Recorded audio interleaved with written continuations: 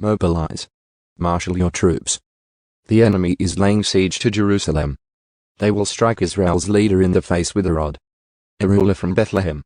But you, O Bethlehem Ephrathah, are only a small village among all the people of Judah.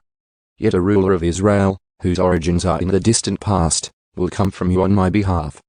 The people of Israel will be abandoned to their enemies until the woman in labor gives birth. Then at last his fellow countrymen will return from exile to their own land. And he will stand to lead his flock with the Lord's strength, in the majesty of the name of the Lord his God. Then his people will live there undisturbed, for he will be highly honored around the world. And he will be the source of peace.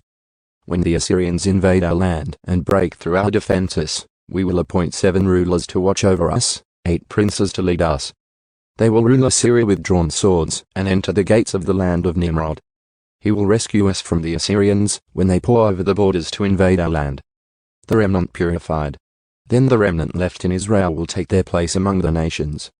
They will be like dew sent by the Lord, or like rain falling on the grass, which no one can hold back and no one can restrain. The remnant left in Israel will take their place among the nations. They will be like a lion among the animals of the forest, like a strong young lion among flocks of sheep and goats, pouncing and tearing as they go with no rescuer in sight. The people of Israel will stand up to their foes, and all their enemies will be wiped out. In that day, says the Lord, I will slaughter your horses and destroy your chariots. I will tear down your walls and demolish your defenses. I will put an end to all witchcraft, and there will be no more fortune tellers. I will destroy all your idols and sacred pillars, so you will never again worship the work of your own hands. I will abolish your idol shrines with their Asherah poles and destroy your pagan cities.